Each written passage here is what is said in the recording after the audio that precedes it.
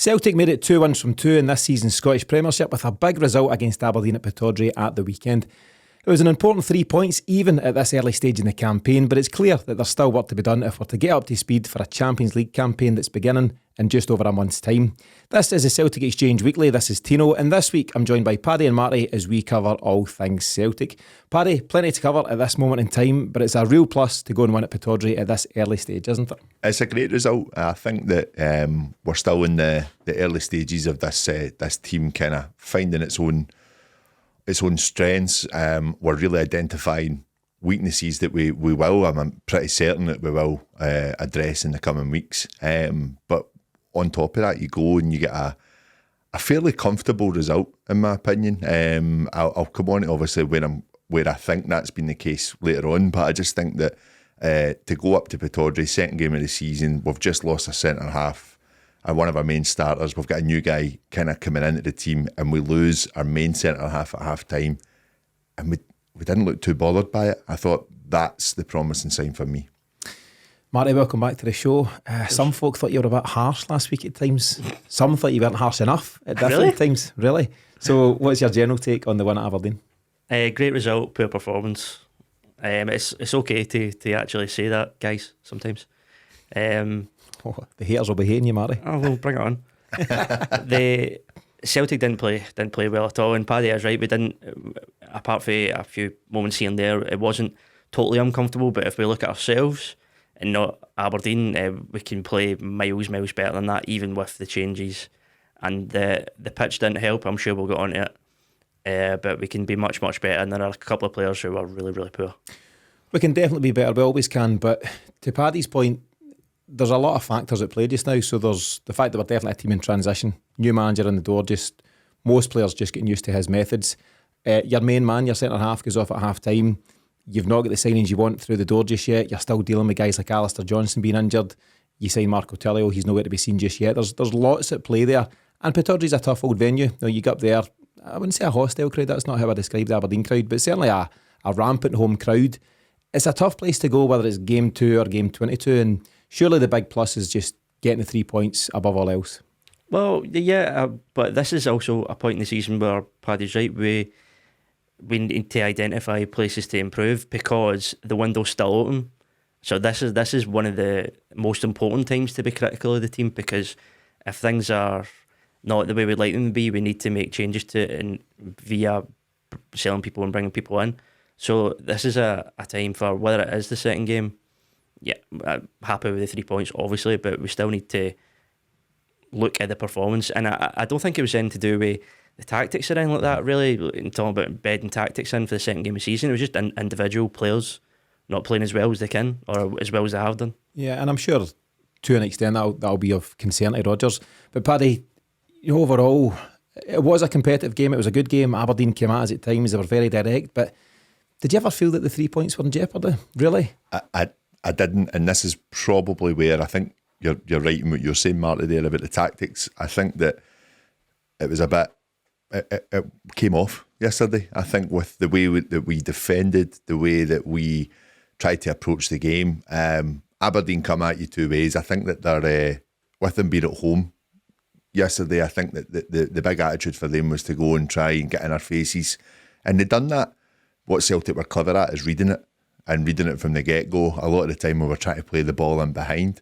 Execution was a lot to be desired. I think that's where we come on to the criticising the players and what they were trying to deliver and what they were trying to put through.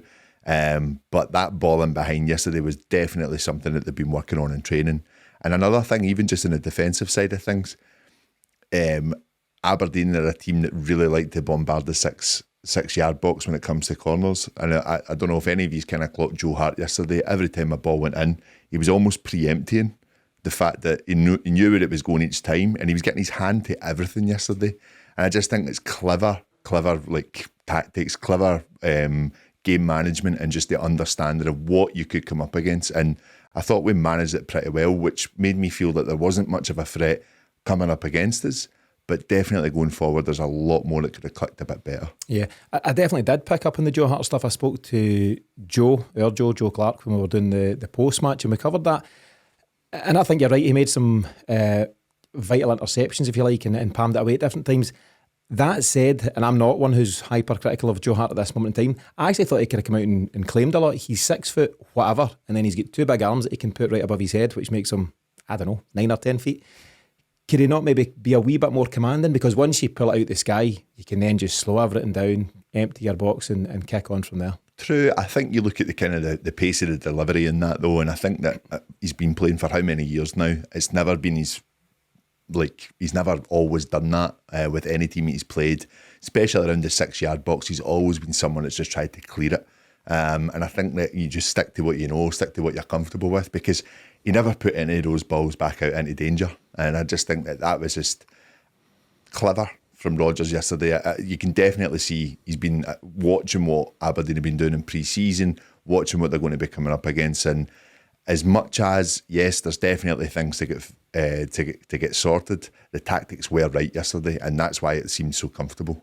Yeah, and I'm just asking that question about Joe Hart, but overall, I do agree with you. The most important thing is empty the box, clear the imminent danger, and then move on from there. You lads will have seen the clip down the rounds of Vasilis Barkas' wonder save for Utrecht against PSV. If anyone's not seen it, I'll share it on our social media, particularly Twitter. Time to bring him home, Marty? I knew you were going to say those exact words. I'm so predictable these days. No thanks. No, it was a wonder save, but then someone else highlighted his fault for the other 2 goals. I think it's PSV they were playing, and he looked back to what he had become at Celtic, basically. So, less said about Barkas, the better. Okay, listen, plenty to cover, so let's take a look at what's coming up on this week's show. First up, we'll take a look at the case for the defence as Celtic ended the game against Aberdeen with an unlikely back four of Tony Ralston, Stephen Welsh, Mike Nawrocki and Greg Taylor, which may or may not be concerning to some with just 5 weeks until our opening Champions League fixture. Beyond that, we'll then focus on the very positive impact from new boys Odin, Thiago, Holm and Yang, as they both played their part in securing the win over Aberdeen.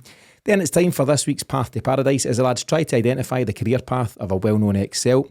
And finally, we close out the show with a question from our listeners, or more specifically from our YouTube viewers this week, who are concerned about our lack of transfer activity with just a little over 2 weeks of the window remaining.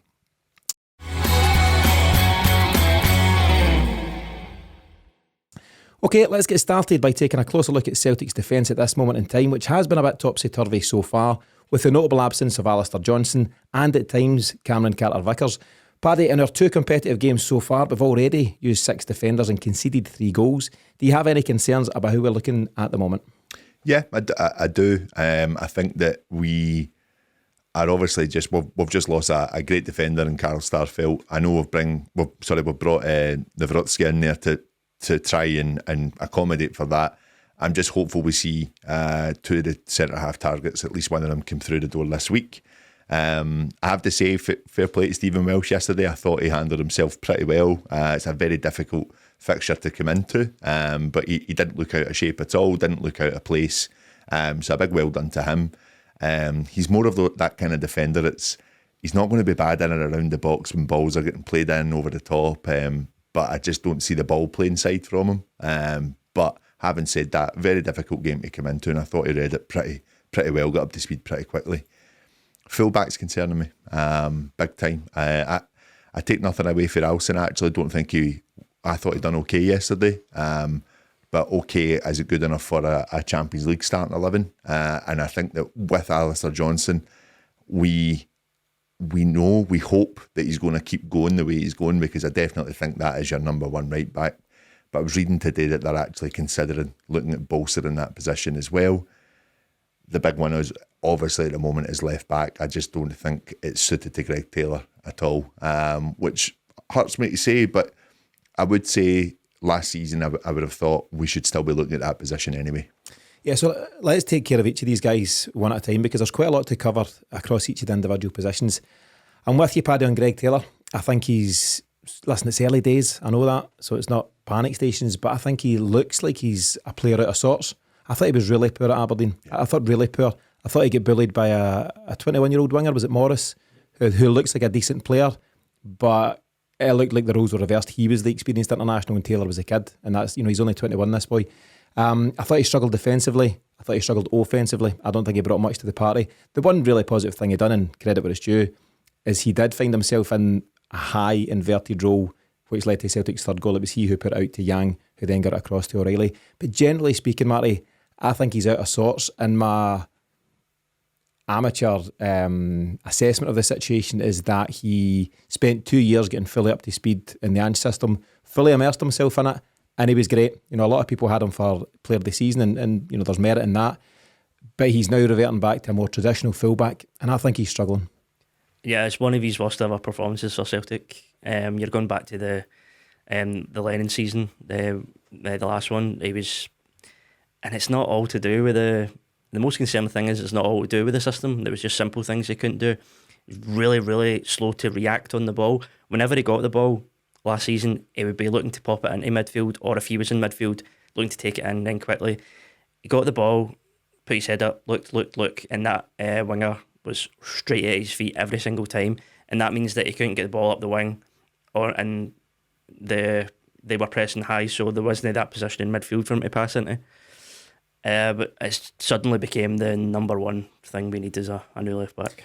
Paddy, I change my mind each week on the priority. You know, I've said for a few weeks it's a striker, and I still maintain that's an issue just now, particularly with Odin injured, and really you're looking at Thiago and Maeda. And Maeda's finishing when he was through on goal he's great in other ways, and we'll maybe cover that. It's not part of the agenda today, but we'll maybe get to that at some point. But yeah, in terms of Greg Taylor and left back, I think all of a sudden it's become a priority because Bernabei isn't the traditional fullback that Rodgers wants. He might be something. He's the mystery man, isn't he? We don't know what he might bring to the table, but he doesn't look like he's going to be a traditional, powerful, attacking fullback, and that's what Brendan Rodgers wants. But nor does Greg Taylor. So all of a sudden, has that got to be a focus for signing? It does, but I'm interested. I read Rodgers' words about Bernabei yesterday, basically just saying water under the bridge regarding missing the team meeting. These things happen, but he couldn't take the risk on involving him in a team in case, you know, his head wasn't 100% there. And I get that. I understand where the manager's coming from there. To be so public about, you know, just forgiving him and saying, yeah, that's it.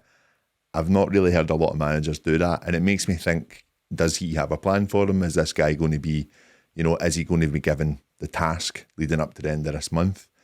The other thing is that we're hearing some more murmurings about Tierney, and I know every Celtic fan would bite their hand off to get Kieran Tierney back in the hoops. Me personally, I don't see it happening. I'd love it to happen, but I've just got a feeling, there's too many bigger teams for him. Yeah, I think there's La Liga teams seem to be in for him, and that would maybe seem the obvious route. The fact that he wasn't even in the squad for Arsenal, am I right in saying that? Yeah. At the weekend, first game of the season, you don't make the squad. Writing's on the wall by the looks of it. But in terms of what Celtic can do, it's interesting that Rodgers was so vocal about Bernabei, but I also think Brendan Rodgers, he's a very smart guy, and he uses the media well, and he knows that his words get picked up on. He'll absolutely pick and choose what he lets out there and what information he reveals, knowing that players read the papers, inverted commas, certainly go online, they know what's been said about them. But I was trying to picture Bernabei in at left back at Pittodrie yesterday, and that to me, that's even more terrifying than a poor Greg Taylor. I just don't think he's got it defensively, and I think that young winger had the bit between his teeth, and I think he'd have torn shreds off Bernabei. Someone made a suggestion, and I'm surprised at myself for agreeing with this one, but I actually think Liam Scales would have been better at left back yesterday. What do you think of that? That's the end of the show. Yeah, I don't. No. Look, looking back, because Taylor was so bad. Hindsight's great, isn't hindsight, it? But if Scales is at left back in that game, when the team sheet comes out, everyone is like, sorry, what the hell? So I'd probably say no. I know, but you know, Brendan Rodgers and others should care less what we think. The important job is to put the team out that does the job on the park. He's been impressed by Scales, he said as much, and I don't know what Brendan Rodgers' thoughts are on Taylor at this moment in time, but I just think Scales, big, powerful, strong, and probably as confident as he's been at this moment in his Celtic career. Listen, there's every chance he'll end up back at Pittodrie under Barry Robson's management, at least for the season ahead. But yeah, with hindsight, I thought he could have done a better job. And I suppose the overarching point here, Paddy, is that if we're considering that Scales might have been better, or at least if I and some others are, then it's not a great place to be, is it? Where you're thinking that would have been okay? It's not a great place at all, Dino. And I think someone like Liam Scales, we tend to forget he's 24 now. You know, he's not that young player that we're hoping to see what he does. And I think that we quickly discovered in his first few games at Celtic, A, I don't think it was an Ange signing at all. B, definitely not a left back. And C, he was really struggling at playing centre half at points as well. I don't think he's quick enough for the way we like to play football. I take nothing away from what he done for Aberdeen last season, to the point that they do want to sign him back. But for me, I would say that would be his level.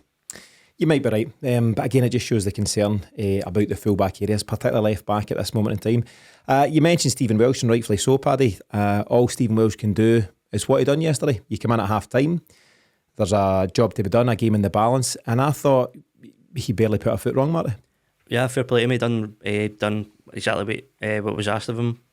He doesn't really seem a guy that gets fazed by too much. He's quite a cool young guy, or young, I don't know what age he is now. But yeah, there's nothing really he was up against. Duke was in the wing. Majowski was kind of pottering about. I think he'd done pretty well, and he popped the ball about okay. Brendan Rodgers was very positive about him, saying he's a Celtic lad, he wants to be here, and importantly, Rodgers said, and I want him to be here. I don't know how that will sit with everybody. I like Stephen Welsh. I think he's an honest player. I think that's the bare minimum you can expect. He goes and he tries his heart out. But does he have a future at Celtic, and how do you feel if he does? I've got no problem with Welsh staying as a third or fourth choice, but that's the thing. When these guys come in, like when Carter-Vickers does get injured, that's why you have a squad. I would like an upgrade, but if he's maybe our fourth, then I wouldn't be too annoyed about that. I've got no real qualms about him playing certain games in the Premiership. It's just the Champions League, and as we keep going back to, and it's like games against Rangers and stuff like that. But if he's there, I wouldn't be too annoyed. Paddy, a lot of folk are suggesting that he's a better defender than Kobayashi from the limited stuff we've seen from him, and Iwata as well, who we know was thrown in at right back. So there's clearly some potential for Stephen Welsh to be there. Brendan Rodgers mentioned that when he was here first time around, he took Welsh on some sort of pre-season trip. He's seen something in him at that time, and maybe he just wants to see that out. Maybe he's seen enough of I'm saying the boy, as you say, Matt, he's a young man now, but maybe Rodgers has seen enough to think, I want to work with him, I want to develop him, and I want to make him a better player. Marty mentioned Carter-Vickers, and he will always be Celtic's first choice centre-half, but it's fair to say that he's not quite at himself. I'm putting him at fault for Aberdeen's goal. Just got his positioning wrong, just never dealt with Duke accordingly, and it's very rare that we're ever saying anything like that about CCV. Yeah, it is. I think he's built enough credit in the bank over the last 2 seasons, in my opinion. And we pick up on that with certain players, right? We look at sometimes Hatate with wayward passes, it would go unnoticed. But if it was like a Mikey Johnson that played the same kind of pass, the stadium would erupt in anger. I think you could kind of see the frustrations build yesterday with Greg Taylor. And I'm taking nothing away. It was a poor performance from Taylor. You mentioned there a couple of times it was just the pass into the middle wasn't quick enough, or he was looking up and hesitating too much and the players were coming on. If you actually watch the game back, Carter-Vickers was guilty of that for 90 minutes as well. A lot of the times, and it's credit to Aberdeen for this, by the way, a lot of the time the press up onto us was putting us into an awkward position. And when we were getting the ball into the middle, that's when the midfielders, they weren't even looking up. They just kind of knew what the plan was, to try and put it in over the top for someone to run onto. But it didn't always work. And I think that whether he's trying to get up to match speed still, considering the injury he's came back from, I can take that just now. And I think that these games, whether it's 45 minutes, whether it's an hour, whether it's a full 90 minutes, is going to do him the world of good. And there wasn't much from the guys yesterday that made me think that injury was serious. Yep. So I just think it's precautionary. Bring him off. He's still building himself back up to fitness. Yeah. If you think Aberdeen's high press was good, wait till we get to the Champions League in 5 weeks' time. And it's up to Celtic to deal with that. Carter-Vickers is quite a composed defender, isn't he, Marty? And I just think the fact that he never had a full pre-season of sorts. He never went to Japan, nor did Tony Ralston. And it's going to take a bit of time. It almost feels to an extent, you can't obviously choose this, but almost like Brendan Rodgers is still using these early games as pre-season games, important as they are. Every point's a prisoner in the Scottish Premiership, but he's clearly still testing the water, trying a few things out. Is it Turnbull? Is it Hatate? Is it this? Is it that? And on Tony Ralston, I think he was perfectly fine as well. I thought he had a decent game, but I suppose it does come down to the question, Marty. I'm not being facetious when I talk about the back four that we finished with between Ralston, Welsh, Nawrocki and Taylor. You wouldn't be delighted going in to play Madrid again with that, would you? Oh no, that wouldn't be nice. Ralston done okay, I think. A couple of times caught out position. In particular, one Clarkson got the ball down the left hand side, in acres of space, cut inside, whipped the shot towards the bottom corner, went wide, but he had plenty of space, and Ralston was kind of struggling to get back. Apart from that, yeah, it was okay. It was fine. And nobody. If there was one fullback performance that overshadowed the other one in terms of being bad yesterday, and it was Taylor over Ralston. Yeah, and it doesn't give any of us in here any great pleasure to say that, but it's just the reality. I wonder, if Greg Taylor were being honest with himself, he would accept that he's not quite rediscovered the very high standards he set for himself. And as I say, credit where it's due for what he's done the last couple of seasons, but so far this season, and as I say, early days, but he's not quite got going. In terms of what we've got in reserve at this moment in time defensively, so we've yet to see anything competitively from Bernabe. He missed the squad last week because he was having a nap, which is fine, up to him. And Iwata, but I don't know if Iwata's a defender these days or a midfielder, but whatever he is, he's out the picture. He's on the bench there at Pittodrie, but not doing much. And we know about Kobayashi. He's unfortunate for him, he's out injured just as he's trying to get things moving in his Celtic career. But at the moment, when you look at it across the board, the options are still fairly thin. It is. I think obviously the fact that when Starfelt left, we go straight to looking at two centre halves in 1 week is hopefully going to, those deals are going to get concluded fairly quickly. I was reading something about Starfelt's agents apparently put us on to the Swedish guy. I can't. Gustaf Lagerbielke. Thank you for that. I could not remember his name there. I'll just call him Gustaf. There you go. But I just think that it's good to see that we're acting on that straight away. The big concern for me is we've still not acted on Jota leaving. Yeah, listen, let's get to that a bit further down the line, but we'll look at Gustaf Lagerbielke. So strongly suggested by the man himself actually that he's going to be here in the coming days. He played what looks to be his final game for Elfsborg last night. They get beat 1-0, but he spoke after the game about how he's excited to be joining a Champions League club, to be following the footsteps of Henrik Larsson, Johan Mjällby, etc. So if it doesn't come out, something's gone wrong in the negotiation. But I wonder what he'll bring to the party. I've got his fact fill here. So he's 23 years of age. He's a ball-playing centre-half. He's 6'3". Made his debut. He's got one cap at this moment in time for Sweden. Made his debut against Iceland in January of this year. Including loans, he's already played for 6 clubs in Sweden, which I think's interesting in itself. Don't know if he's not quite found his feet or what the reasons for that are, but he could be an interesting signing, Paddy. I've looked at his YouTube show reel, which means absolutely zero, but what's your take on him and what you've heard so far? To be honest, I've not read up much about him. You barely knew his name? I barely knew his name. The Swedish guy. No, I think that to be in and around so many clubs is a slight concern. I think maybe not finding his feet, but then having the composure to kind of reinstate himself at Elfsborg and then get into the Swedish national team is telling me maybe something is starting to click for him, and maybe he's starting to build up a bit of momentum and how he wants to go in football. And I think that just was it 3 million they're talking about? Yep. Worth a risk. If you're getting into the Swedish national team, I think that they're just a very steady setup, always have been. So yeah, worth a risk. Yeah, he must have something about him. Maybe he's just a slightly late developer. You don't always have to burst onto the scene at 18, 19, 20. Sometimes guys take a bit of time to find their feet, but he looks to be quite a composed guy. Seems to have something about him there, Marty. And I'm wondering if the fact that Brendan Rodgers has gone out to sign 2 centre halves very quickly in Starfelt's absence. Do you think we could potentially go to a back 3 in Europe at times? It's probably not necessary domestically, but I wonder if that allows him to maybe go for some sort of 3-5-2 setup when we get to Europe. I think that's certainly a possibility. But who's going to play left wing back if we do that? Alessandro possibly, but I actually think Greg Taylor on the overlap last season when we were counter-attacking was clinical. I do, so it possibly opens up a reprieve for him in the sense of it's a different position.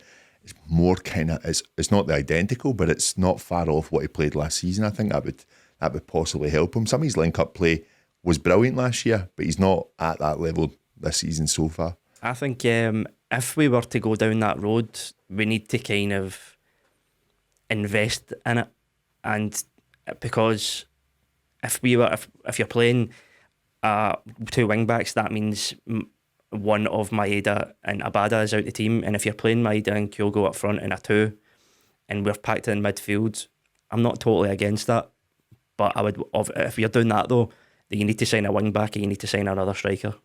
It puts Celtic in such a unique position, doesn't it, that actually, you know, the landscape of Scottish football being what it is, lots of teams parking the bus against you just routinely, week in, week out. Any coach at Celtic's got that quandary, Paddy, that they effectively had to build, create, mould a team over here for what you're doing for your 38 league games, and actually something else altogether over here for what might only be 6 Champions League games at this moment in time. It's quite a strange position to be in. It is, but I tell you something, I don't think it does us any harm at all that actually Ross County and Aberdeen have came at us. You know, Ross County got their goals last week, Aberdeen have got their goal yesterday. I don't think they've sat in and tried to soak up the pressure and hope for a counter-attack. They've actually came at our faces. We've answered it relatively well. We're still, as I say, we're nowhere near a finished article yet, but 2 teams have decided to have a go at us and we've handled it. So I think possibly the idea of what you guys are talking about, potentially like maybe 3 at the back, I wouldn't be opposed to it at all. I think that would be quite interesting to see. Makes me think if there was someone like Kieran Tierney coming in, that's an ideal position for him on that left-hand side. It'd be great to see. Rodgers has mentioned though in his early weeks in the job that he wants to give his players the autonomy to switch up positions mid-game. You know, if they see a partner play or something developing, or, you know, the opposition playing in a certain way. So it could be interesting that, listen, you can start a 3-5-2 and very quickly that can become something different altogether. Marty, is the huge plus about Lagerbielke coming in, or hopefully coming in, the fact that it puts to bed the Scott McKenna rumours? Well, that would be nice. Even though McKenna done okay against Arsenal, I thought. I threw good, but for it, that's what McKenna does. He's actually decent against these teams who are piling, I think, in the box, because he just throws himself in front of everything. The problem with McKenna is actually playing football. Do you know, and I know you've been slightly tongue-in-cheek there, but you're right, and I think it's exactly where Carl Starfelt found himself. See, if you stuck Carl Starfelt at the back for Notts Forest, he'd have great games against Arsenal, Man City, Man United. He'd be that kind of, you know, throwing everything at it to block things, but it's the ball playing part of it, and that's not, try not to be disrespectful, but that's not their strength, is it? No, and it's not how we play. It's definitely not how we play, and I think that's why we've seen so many teams linked with someone like Stephen Welsh as well, because what he gives you defensively is fine, but it's going forward. That's where we need him to be at, and that's where it breaks down a bit. Same could be said for Starfelt.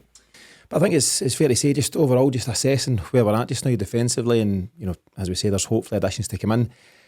I think we've said this about a few positions now, but I think we're okay for what we're doing domestically, but if we're to make an impact in Europe, there's work to be done. So let's see what happens between now and the close of the window, which, as we know, is on 1st of September. Brendan Rodgers has stressed that the 11 who finish the game might just be as important as the 11 who start games these days, and that was highlighted against Aberdeen with the very important roles that new boys Odin, Thiago, Holm and Yang played in the 3-1 Stephen Welsh too, of course, but we've already covered him. Marty, let's start with Yang. The third goal was all down to his skill inside the box, so how do you think he's been doing in general? I've been really impressed with him. I've liked pretty much everything I've saw from him so far. The profile of him as an athlete, I think he's maybe taking everyone by surprise a wee bit.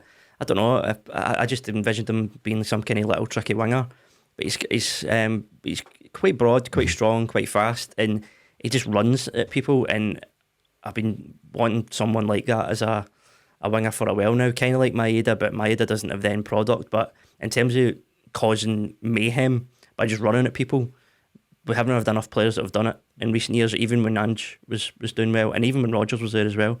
Thinking back to Sinclair and people that are just running at people. And it was a cracking bit of skill. I don't think he's just putting that into an area. I think he's looking for O'Reilly, which is crucial. And yeah, I think he's been really good. I thought it was a great assist, Paddy. It was just the skill, the trickery Marty speaks of was spot on. But then when you hit the byline, all sorts of things can still happen. You know, you can go high and handsome and all that kind of stuff. You can just batter it across the front and see what happens. It looks like he picked out O'Reilly, the vision just to cut it back, and O'Reilly's shown, you know, real composure. But Marty's right, the profile of Yang is interesting. You think of wingers as often fairly kind of slight, tend to be kind of smaller guys, kind of wee bags of tricks and all that stuff. Yang's a powerful guy. He's also a willing worker. He seems to put in a shift off the ball, and he's a slightly different profile, and it gives Celtic something different. It just is an incredible first touch into his feet, and his feet then moving forward with the ball was so fluid just until they got to the byline as well. It was a lovely assist.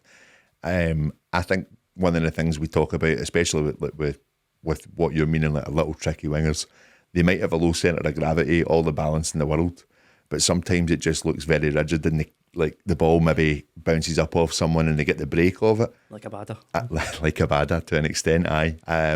Whereas I think with this guy, it's his ball, come and get it. He looked so comfortable anytime he received it. And I kind of felt like that against Ross County as well. Maybe still just kind of finding his feet in terms of he's maybe trying to do too much to begin with.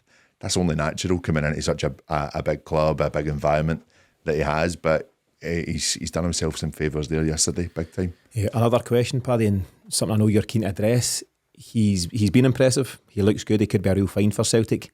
He's no Jota, is he? And listen, who is? He's a tall order to replace, but are we still missing that magic player, that guy with that bit of spark to come in and replace Jota? I think the big worrying thing for me yesterday, talking about that creative spark, is that as much as Maeda could run for days and days and days, it's like what Marty says, is that he just blows hot and cold sometimes. I definitely think we still need someone on the right. I really do. I think Abada is good enough to be in and around the team, but I don't think he's a number one. I don't think he's a starter. I really don't. And I don't think he reaches that full level. But what he offers is definitely something different. I think that, there are definite points where he's popping up all the time and scoring. I'm not taking anything away from that, but his role as a winger, I don't think he's anywhere near the levels he should be for that. Abada's a number one for me, but I think it's really interesting that in saying that, I still completely agree with what you're saying, because Abada's goals and assists are there to be seen. You cannot argue with them, but there's a lot goes on in between it, Marty, and I know you're wanting your bit here, so I'll give you it. There's frustrations in Abada's game. There's no getting away from it, but I think he's now at a level and a stage in his progression where Brendan Rodgers might have come along at the perfect time for him. And I think Rodgers, potentially, the early signs are there that he sees him as his number one winger. And I'd love to see him kick on. And one of the things that excites me most about him is the bags of potential he's got. He's already good. His numbers are already impressive. If that can get cranked up a notch and, develop even further, then I think it could be really, really exciting. Shoot me down, Marty. I'm just waiting for your comments. No, I'll die on this hill. He's just... it's just this thing, him scoring a goal again, and you're like, it's the same with Turnbull last week, so how do you criticise? Are you annoyed that he scored? He was in the group. I would rather it somewhere else, but so he scored, fair enough, but oh man, the guy's so frustrating. He's not a good team player. Whenever the right back has got the ball, generally everyone watch whenever the right back's got the ball how many times Abada sprints away instead of coming to feet. And if he's been told to run in behind every single time, then fair enough. But you can't do that every time, because then the ball needs to get back. He does it every single time. And his technique is abysmal in pretty much everything he does. He stumbles through and things. And the way that he scores goals, terrible technique. How is he going to miss that? Goals is the name of the game. You've got to be there to miss it. He's made an art form of ghosting in at the back post. He's done it to serious effect against Rangers. He's not there by chance. He's positioned himself. The alternative is he's in the mix, going for headers, hanging about, but he's savvy enough. There was nobody near him, defenders-wise, and he's just thinking, something might drop here. That's a skill in itself. Sutton said in commentary yesterday that he is the epitome of a natural finisher, and I nearly fell off my chair. If he is a natural finisher, Maeda's a natural finisher as well. I'd say he's more an instinctive finisher. I think that's kind of the same with Maeda as well. I don't think you give Abada time. You give Maeda time. It reminded me a little bit of Kenny Miller at Celtic. Instinctively scored something. No, I'm just thinking of him, just incredible goals. But then if he was 1-on-1 with a goalkeeper, he's going to miss. I think we've all seen those types of players, aren't they? Guys that go through and goal, and you can almost put the mortgage on it. I would agree, Marty. Abada and Maeda aren't those guys, but when they, as I say, they position themselves, so smartly that they almost play the percentage game. When that comes to Abada on Sunday at Pittodrie, he can't miss. So you can say, that's an easy chance. It's only an easy chance because he gets there in the first place. However, I'm not knocking some of your other points. He can frustrate. I don't think there's any Celtic fan around that would disagree with that. There's moments where he gifts possession, he tries too much in different things, but I just think there's so much to work with there. And let's bring it back. So obviously, we started this conversation talking about Yang and what he can bring. I've referenced often enough the impact that Paddy Roberts had at Celtic, not just on what he brought to the table, but what he brought to James Forrest, because he put a real pressure on James Forrest out in that right-hand side, and it got the best out of James Forrest, probably the best football of his career at that moment in time, under Brendan Rodgers' first time around. Could it have the same impact, Paddy, with Abada? Abada's been in and out the team last season. He seems to be the main man, or the starter at this moment in time, but could Yang put a real healthy pressure on him out in that right-hand side? Absolutely. I still, for me though, I wouldn't actually mind giving Yang a shot out in the left. I thought he looked really, really comfortable in that position, and I still think that we should be getting a winger that's going to push both sides as well to come in. I still think we're light there. And what I would say on that one as well is I think that someone like Maeda, because I just can't give up on the guy. I don't know why. I don't know what it is. I can't give up on him. I watched him go through 1-on-1 yesterday, and I thought he's going to miss that. I think everybody thought that. Aye, but then if the ball was played in the top and the goalkeeper came out, he'd lob him with the first touch. He's so frustrating, but I love him. I don't know why. And I think he will maybe... I think we'll see him more in the centre if we bring in another winger. I think just on Maeda, I think it's Celtic's job, and specifically Brendan Rodgers' job, to play to his strengths. His strength isn't going through and goal, but what is terrifying guys like Nicky Devlin, for example. In the first half particularly, just give him a bit of space to run into, and it's all over. Not even a contest. It's just his pace is frightening, and he played in Abada, in fact, at one point, which Abada should have done better with. Remember, he opted to shoot right in the goalie's arms when the touch off to Thiago was a better option. I remember. I'm sure you remember. You'll have had it burned into your soul since then. But he's just so dangerous in certain areas, Maeda, and I think it's important for Celtic to play towards those strengths. We know 1-on-1 isn't his biggest asset in terms of going through on goal, but he's so dangerous getting in those pockets behind fullbacks, and I think it's Celtic's challenge to try and find the best of him. Moving on from the wide areas, and listen, there's lots more to cover, and we could cover the fact that Haksabanovic is way out the picture, and I just don't think he fits, and we'll maybe get to that in the weeks ahead, but clear that Rodgers doesn't rate him. So much so that he's reverting back to a James Forrest, who I think we've all agreed his best days are beyond him, but Brendan Rodgers seems to trust him at this moment in time more than a Haksabanovic. But the other new boy who came on and done pretty well, I thought, was Odin Thiago Holm. He was more involved than Yang overall, given the position in the park, but I just thought he showed a real maturity in there. He's really cultured on the ball. I like him. I like the look of him a lot. His first game, he just kind of, I mentioned it last week, he just kind of looked a bit slight, but he didn't, for some reason, he didn't cut that kind of same figure this time. He's bulked up in the last fortnight, apparently. He's been hitting the gym since you mentioned. He just looked a bit more comfortable. I don't know if he was at Celtic Park a wee bit kind of playing within himself. This time, we also saw his Instagram post after it, so he's clearly a confident young guy, which I don't really have an issue with. And he had a couple of really nice touches, in particular the one on the byline where he skipped beyond the defender. So I think, and if Turnbull continues that, and he's certainly ahead of him in the pecking order. Well, there's a question, Paddy. So very unfortunate for Hatate to pick up what looks like some sort of calf knock, and similar to CCV. Hopefully it's nothing major, maybe a week or two. But all of a sudden that opens up a potential position for somebody like Thiago Holm. I was disappointed by Turnbull. I'm a big fan, on record over the last number of weeks and months, but he didn't fully take his opportunity, Pittodrie, that's fair to say. And the fact that we've now got a League Cup fixture away to Kilmarnock next weekend, I think it's 3 o'clock on Sunday, Paddy, maybe that's an ideal opportunity to give somebody like Yang and Thiago Holm a start. I wouldn't be surprised if we did. I think that a game we're still in this area we're talking about is like a second pre-season. It's a tough position for the club at the moment, just trying to figure out what we need and how much are we going to spend on these players. Is this going to be a starter coming in? Is this going to be someone that's going to challenge what we have? I don't think Holm's been brought here as a project. I really don't. I think he's been brought to come into this starting 11. And I think that if Hatate goes, I wouldn't be surprised if that's your new midfielder. The succession plan. Aye, I think so. Would you be okay with that, Marty? Do you think that's something that we could move towards? If Thiago goes, I would still like a replacement in, but I've got no problem if Holm meets up to the expectations for him. I don't really have a problem with that. Same kind of profile a bit. Thiago maybe a bit more stronger, but I would still like someone in. But I've liked what I've seen of him, and I think the game this weekend's coming at a really good time in the League Cup.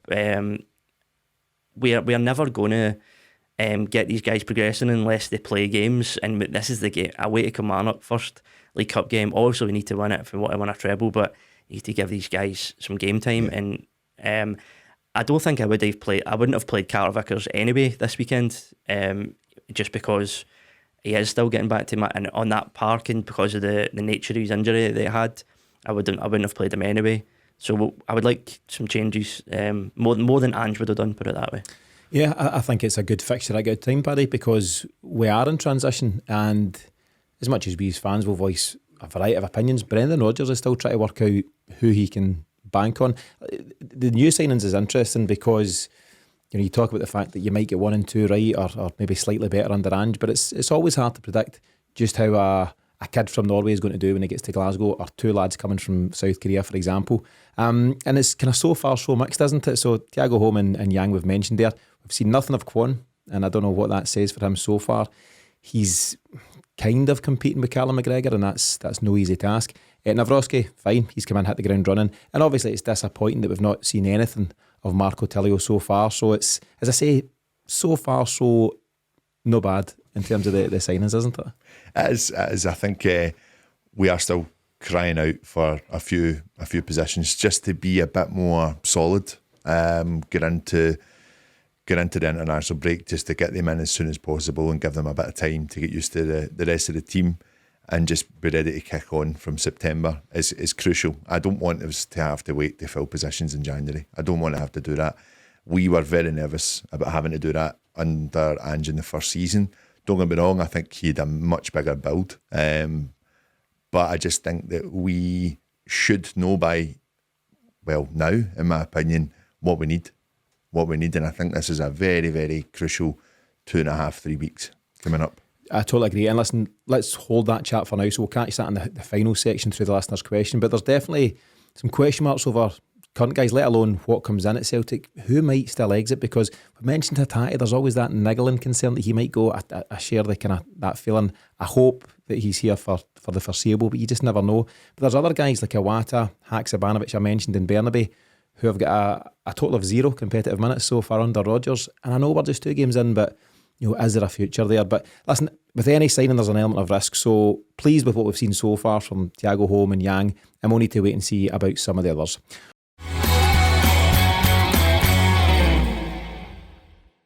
Okay, it's now time for the Path to Paradise, where each week I'll tell you the clubs a player has played for before his move to Celtic, and we'll also name any teams he then went to after he left, and all you need to do is name the player in question. I've been running it for a couple of weeks now, Paddy, or a few weeks, and so far it's been far too easy, at least for guys like Paddy and some others. I know you struggled a bit last week, but are you ready for this week's Path to Paradise? Well, I've got the big man next to me, so I'll just claim his answer as mine. Paddy's here in a supporting role. Okay, here we go. So the teams are as follows: Dundee, Hearts, Celtic, Grasshoppers of Zurich and Kilmarnock. So have a wee think, and in the meantime, here's a reminder of why you should be joining us over at the Celtic Exchange Plus for the season ahead.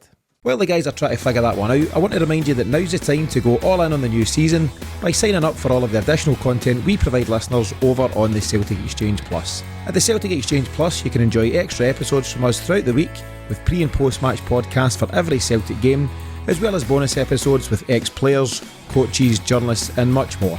In addition, you'll also get early access to our weekly show ahead of its general release, and you can also listen to all of our episodes completely ad-free. You can test the water right now at absolutely no cost by starting your free 7-day trial at thecelticexchange.com. And if you like what you're hearing, you can then enjoy everything we offer from just $3.75 a month if choosing the annual subscription option. Go all in on Celtic this season with the Celtic Exchange Plus to ensure you don't miss any of the action as the treble champions of Scotland go all out to defend their trophies. Get started in less than 2 minutes at thecelticexchange.com, and we'll see you on the other side. So I'm seeing a couple of blank faces here. I don't know if you've got it or not. Do you want to give us a few of your guesses and then you can tell us your final answer? Who were you thinking? I don't even have any guesses. I really don't. That's a good one. You've stumped me here, mate. Yeah. Aye. It's, about time. Decent. He was most prominent in the Hampden season. Played around about that time, so kind of mid-90s, if that helps you in any way. I have to say, the Grasshoppers won through me. You know, I was kind of digging out the question earlier on and it caught me off guard. You got something? Go for it. Beep it out. Aye. The man's got it. Oh man, that's a belter. It's a decent one. So what we'll do, we'll post a graphic for this week's Path to Paradise on Twitter as well on Tuesday morning at Celtic Exchange. So if you think you know the answer, you can also let us know there. As mentioned, our listeners' question section this week comes from several of our commenters on our latest YouTube video who are concerned about Celtic's lack of transfer activity in general with just over 2 weeks left of the window. Thanks to folks such as Frank Brennan, Gary Melrose, Joe P, John Coyle, Jim Brophy and loads of others who continue to make their points on the YouTube channel. If you've not already checked us out over there, then be sure to do so and to subscribe to the channel. It really helps us out. So Paddy, put simply, do you share these concerns about our lack of signing so far this summer, or do you trust the club to get the right players in between now and the 1st of September? 3 weeks ago, I was still quietly confident we would sort a lot of things out. I think now I'm just a bit like we need to start seeing things kind of come into motion now. I think as I've said, we just need to be ready for Europe kicking off, but also injuries are starting to creep up a little bit as well. So we need to be careful of that. I don't want to put the pressure of the first 4 fixtures onto our younger players at any point. It was a difficult start under Ange in his first season when that had to happen. Yes, all right, things come good and things were okay, but there is no reason the Celtic team should not be ready for Europe. Are you okay with where we're at right now based on the fact that you think it might be done and dusted over the next few weeks, or are you now concerned? Where are you at? I'm okay, and I'm going on the basis that they've built up a little credit over the last 2 seasons. And that's it. Okay. And that's where I am, and we'll get to that in a second. But I want to hear from you, Matty. So it's, at time of recording, 14th of August, there's around about 17, 18 days till that 1st of September deadline. Are you, like many of the commenters, are you frustrated with the time it's taken? Yeah, I'm really frustrated. And I don't know why teams do this. Not just Celtic, and I know things happen. For instance, this summer we talked about the Saudi League, and you don't know if one of your players might just be plucked with a £100 million offer or something. Obviously been happening with Celtic, but yeah, I just don't understand why everything takes so long. It's not as if Rodgers was appointed in August or July, and we knew Ange was going before the end of the season, and we can all pretty much assume that they acted pretty quickly to get Rodgers in, even if it wasn't announced for a little while. So I don't know what's going on. I can only assume they've been knocked back a number of times for a number of targets, which I don't know, you can't really tell the fans that. It makes you look desperate, but I don't know, the lack of transparency, sometimes it's led to this. It's led to us questioning their ability to get it done, and I think that's the case. But what we need to be careful of is that if we don't get additional signings, that's not the fault of the guys who've come in. So we need to get behind them. We want additional ones, but just because we've not got that doesn't mean we need to pile on these guys. So we do need a lot more, and we need it so quickly. I said a week ago that anyone who signed a week ago would not be in the team for Ibrox, and now it's even more certain that they won't. So it's likely that we're going there with what we've got, and we've still got enough to win, obviously, but you'd like to be a bit more confident. I'm going to take a leaf out the Ange Postecoglou Lessons in Life type playbook, and he was all about controlling the controllables, right? So I understand the frustration, and I'm frustrated because you want to see, we need new blood, and you want to see these players come in sooner rather than later. But what can you do if an agent's playing hardball, or a club's playing hardball, or the individual themselves is playing hardball? Players themselves know their value more so than ever, in the modern game, and they know that your value and what you get paid nudges up the closer you get to the end of that window and the more desperate teams become. People argue that some teams are hardballing Celtic because they know that we are sitting on a bank of cash, and it's out there, it's in the financial statement, so they know that there's some decent money at Celtic. And I just think of course there's players that Celtic want, that Rodgers wants, that Mark Lawwell wants, and that the team or the recruitment team have identified. But it's one thing knowing who you want, Paddy. It's a different thing altogether just going and getting them. I was watching Ange speak at the weekend, actually, and I'd want to keep referring back to him because he is dead to all of us, kind of. but he basically said that in response to a journalist down south, he said it's not like just going for the messages. You're not just going for a pint of milk or whatever, and you just say, I'll just take that one and pull it off the shelf. It's not how it works, and it's frustrating, but it's just the world of transfers now that you can't always get what you want. I get that. I understand that entirely where you're coming from. And I think that we can use that as an excuse when we are maybe getting knocked back for one or two players. I think there's a whole load of factors that have come into this season. I think that I wouldn't be surprised if Rodgers has said, yeah, I'll take the job, but let me review who you're signing. Let me look at who Ange's targets were. Right, they don't fit into what I want to do. I wouldn't be surprised if that's a big factor. And it's taken nothing away for Rodgers. He has his own style of football. He'll implement different parts of Ange's game, I would imagine, as well, but not entirely, as we've discussed before. The other thing is that if you get one or two players that we're getting priced out of because the clubs know that we've got more money, we need to push the button. We need to push the button and accept that, yeah, all right, there might be that financial loss, but looking at the long-term financial gain of what we're going to hopefully reap from next season's Champions League and potentially the season after, if we go and have a good run in this season and building up that coefficiency, we tiptoed around Europe far too long in the last 10 years. And my worry is that they're starting to make the same mistake again. And that's why I think there's a famous tifo that says, go all in. We need to start doing it.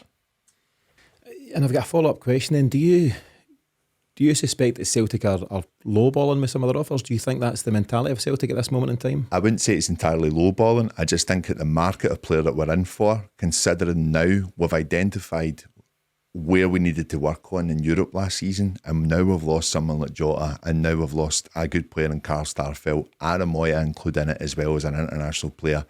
We need to start shopping in a bigger market where we can't take the risk entirely on all the signings to come good. We need players that are going to be able to come into the team and improve it straight away.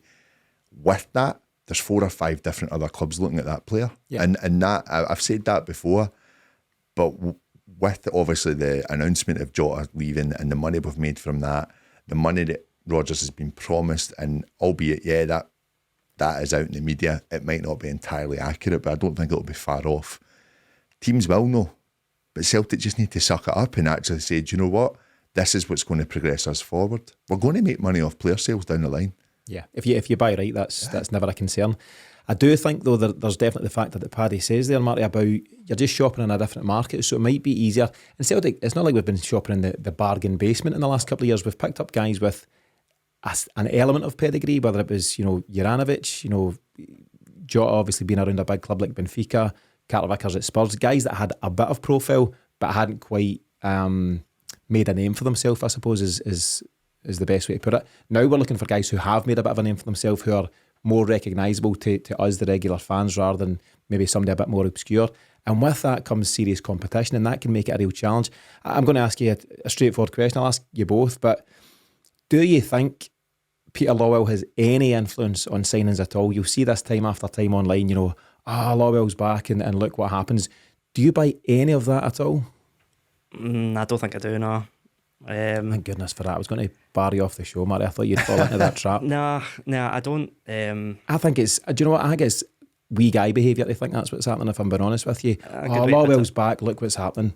That's just not the case. I tell you, what does that say for somebody like Michael Nicholson if he were to be overruled by the former CEO?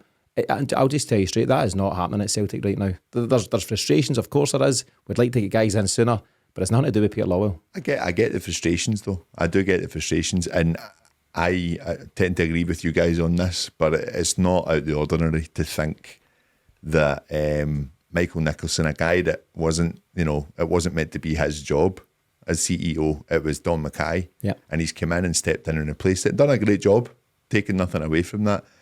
Peter Lawwell's son is our chief scout. Peter Lawwell's back as chairman. I get why people could easily think it, though. I really, really do. I don't think it is happening personally, but I get why people could put two and two together. I think I don't think there's any real doubt that he's probably there, and he's influencing things in more of a business side. In terms of recruitment and things like that, I don't think that's just. I think that's not happening. That's where I would be. I think we've spoken at different times in the show about what the role is of a non-exec chairman, and he may have influence on things like who we go into partnerships with and sponsorships and different things down that road. I'd be amazed if he's getting any involvement in the transfer activity. But you're right, Paddy. There's a 2 and 2 there, but I think people are adding them up and getting 17, something like that. It's just not. It's way off the mark, I think.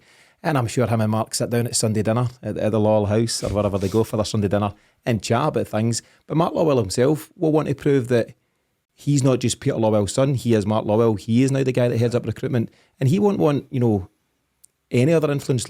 Even if it is through family. And guys like him and Michael Nicholson have got enough about themselves that I think they're going about the business. Now, as I say, overall, of course, we'd like to see some business done sooner, and hopefully that's the case moving forward. But I don't think there's any outside influence.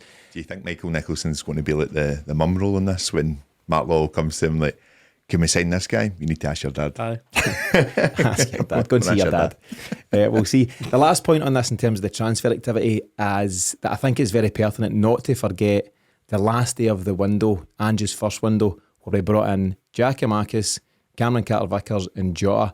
Without those 3 guys, I'd go as far to say Celtic wouldn't have won the league that season, and everything might have looked very different right now, had that not been the case. So I think it's important to realise that the window's open till the 1st of September for a reason, and there's still a lot of really good things that could happen between now and then.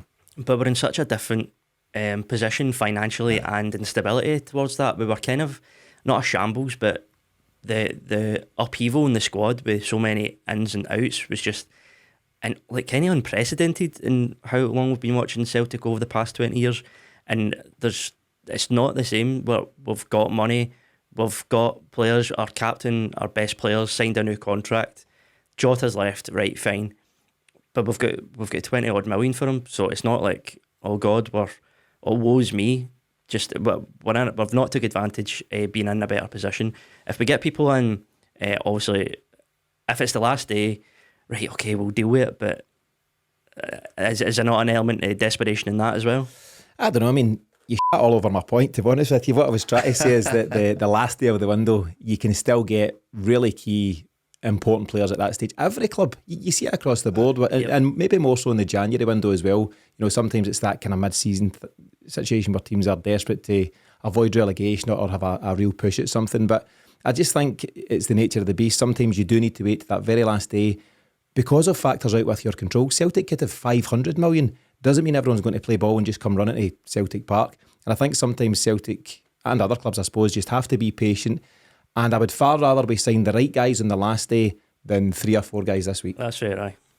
That's all I wanted to say. You redeemed yourself there. Got excited. First time I've ever seen that, Martin. Well done. Yeah. Very last question to you guys, just on the transfer stuff, I should add. So the question is, do you think we're going to bring in the quality we need to compete in Europe?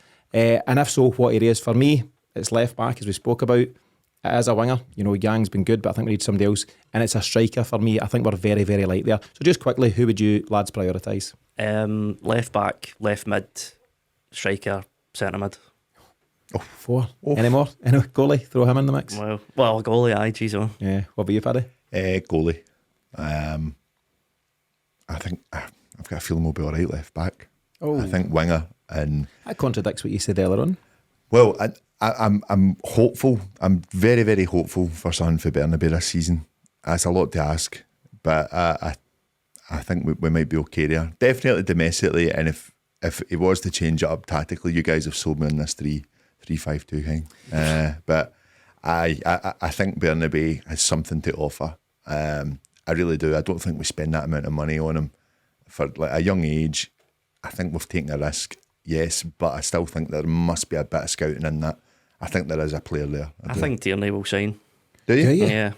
I'd be delighted if he did. I can't see it, but I'd be delighted if it came good. We all mentioned, you mentioned teams in Spain and stuff like that. Obviously playing in La Liga would be, living in San Sebastian, amazing. But we kind of, for what we've heard about Tierney, he's very much he's a hometown guy. He's not homeboy. It must be something about a seat Anyone from Motherwell just starts. No, but he's like he's got all this money. By all accounts, doesn't really go out that much. He's happily in a relationship. He's not. You've got more info than that. He's not. What's his star sign? I don't know. But he's going out to San Sebastian. Can you see him going out to your Michelin star restaurants in San Sebastian? Listen, I think he'd be more than happy to come back here for a year, get his career back on track, and then get another move. He's lived in London for a few years. He's maybe got a bit more about him as a guy and a cultured guy than you're giving him credit for. So who knows? Listen, I'd love for you to be right, and we'll see what happens. But it's a tall order to bring a guy on that kind of money to Celtic Park. Last one for you, Paddy. You've mentioned there that you think left back may come good, and here's hoping. If you can only get a new goalie or a new winger, who are you taking? A winger. Yeah, more priority? More priority. To replace Jota's star quality? Correct. Fair enough. So thanks to those who continue to join the conversations on YouTube. If you want to put a question to us, you can do so there. You can tweet us at Celtic Exchange, or you can email me directly on tino@thecelticexchange.com. Just a few small pieces of news as we start to close out the show. Ben Summers signed a new deal during the week, which keeps him at Celtic for the next few years. It remains to be seen where he'll play this season, whether he might now go out on loan. One player who has done is the defender Bosun Lawwell, who did sign a new deal, and he's now going to go and join Bruni at Fleetwood Town for a time. The other rumour that's gathered a bit of pace today is Ryan Fraser. So he's currently out the picture at Newcastle, and the Scotland International has been strongly linked with a move to Celtic Park. So your thoughts on any of those updates, Paddy? Well done for Lawwell. I think that's a good move for him. I'm hopeful that we start to see something come from our youth setup, and great news about Ben Summers. A little bit concerned about Rocco Vatas went a bit quiet lately. I don't know what's going on there. He's back to the B team. He scored in a 3-1 defeat at the weekend, but he's back there, which I'm not sure about. It's a little concerning, especially after the Torino rumours as well. Ryan Fraser, he done really well for Bournemouth, I thought. I don't know. I don't know enough about him, to be honest. A lot of folk are uninspired, Marty. I think that's the word that's doing the rounds. Is that where you would be? That's a good way to put it. I think if he wasn't playing in the Premier League, would we even be having the conversation? It's just like, is Rodgers just... it's a real lack of imagination for me. And he's a bit of a headless chicken. He's just a bit like Maeda, and he's a bit too like Maeda and Abada, I would like. I know it's so easy just to say we need another Jota, but we just need a inside forward creator really badly. Jotas don't grow on trees, unfortunately. It's hard to get. Technically they do. You've mentioned things like Ryan Fraser, uninspiring. Scott McKenna, absolutely. Harry Souttar last week. But it's the time of year, isn't it? These rumours pop up and pop back down, and there's actually no substance to them at all. You know, it's just somebody online or some journal just try to stay relevant and linking these names. So we'll need to see if any of these come to fruition. Marty, your final thoughts as we start to wrap up this week's show? I've definitely mellowed a lot more since yesterday. We've barely even touched on how bad Turnbull was. I know you. That's it. Finishing a negative. No, I know you said I'm a big fan. He didn't quite take his chance. Is that the only criticism we're going to give him? He was shocking. I don't have time to go into any more detail. No, he wasn't great at all. Having done so well and got his couple of goals the week before, and I know you guys argue how well he done or not against Ross County. I think he done well. Got 2 goals, got man of the match. What else can you do? But you've got to follow that up, haven't you? You've got to find that consistency, and that's where the real footballers do it. Consistency is key to everything. There's no point in being flash in the pan and having half a dozen good games a season, and that's a chance to David Turnbull. He'll get time to prove himself or not under Rodgers, but he's got to step up at places like Pittodrie. He does, and I think it just answers the question of is he going to be back in this team? Is he going to be starting every week? And I think it answered it pretty quickly, getting chopped at half time, and basically after a really, really poor 45 minutes, it was kind of just back to what we kind of know. The experiment's over.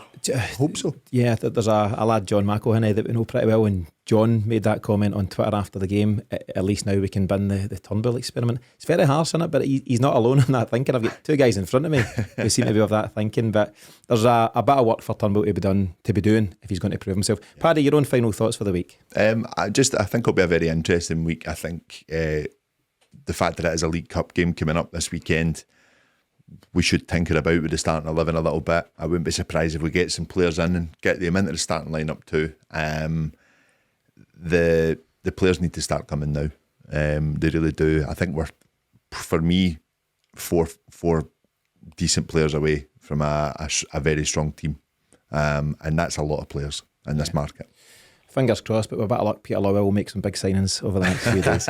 So that wraps things up on the latest episode of the Celtic Exchange Weekly. Thanks to Paddy and Marty for joining me today, and as always, our thanks to you for tuning in. Don't forget to visit thecelticexchange.com to start your free trial of the Celtic Exchange Plus if you haven't already done so.